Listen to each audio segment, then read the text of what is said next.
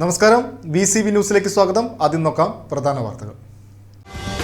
വാർത്തകൾ നിങ്ങൾക്കായി അവതരിപ്പിക്കുന്നത് ഓരോ വസ്ത്രങ്ങൾക്കും ഒരു കഥയുണ്ട്.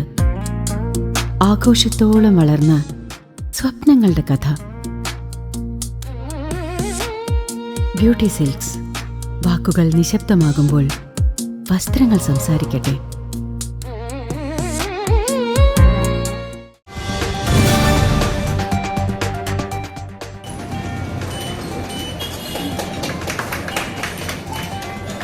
ഗ്രാമീണ മേഖലയിലെ തൊഴിലന്വേഷകർക്ക് കൈത്താങ്ങായി മുള്ളൂർക്കര വാഴക്കോട് ജംഗ്ഷനിൽ അത്യാധുനിക സൗകര്യങ്ങളോടെ ഒരുക്കിയ കരിയർ ഡെവലപ്മെന്റ് സെന്റർ മന്ത്രി വി ശിവൻകുട്ടി ഉദ്ഘാടനം ചെയ്തു. കരിയർ കൗൺസിലിംഗ്, പരിശീലന ക്ലാസുകൾ, IT സൗകര്യങ്ങൾ എന്നിവ ഉൾപ്പെടെ 1.62 കോടി രൂപ ചെലവഴിച്ചാണ് കേന്ദ്രം സജ്ജമാക്കിയിരിക്കുന്നത്.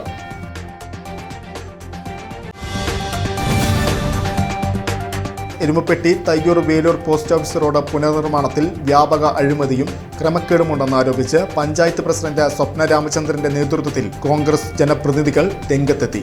തിരഞ്ഞെടുപ്പ് ലക്ഷ്യമിട്ട് യാതൊരു തകരാറുമില്ലാത്ത റോഡിന് മുകളിൽ നടത്തിയ റീടാറിംഗ് അശാസ്ത്രീയമാണെന്നും പലയിടത്തും ടാർ ഇളകിപ്പോകുകയാണെന്നും ഇവർ ആരോപിച്ചു. റോഡ് കൃത്യമായി പുനർനിർമ്മിക്കണമെന്നും അല്ലാത്തപക്ഷം ശക്തമായ സമരപരിപാടികളുമായി മുന്നോട്ടു പോകുമെന്നും കോൺഗ്രസ് നേതൃത്വം അറിയിച്ചു.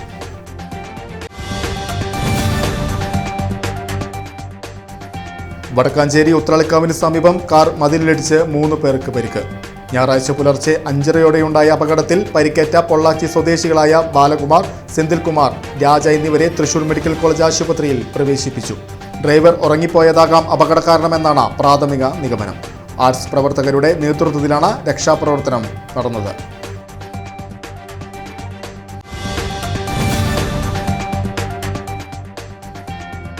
കാഞ്ഞിരക്കോട് പാലാ ബസ് സ്റ്റോപ്പിന് സമീപം ഇരുചക്ര വാഹനങ്ങൾ കൂട്ടിയിടിച്ച് അമ്മയ്ക്കും മകനും പരിക്ക്.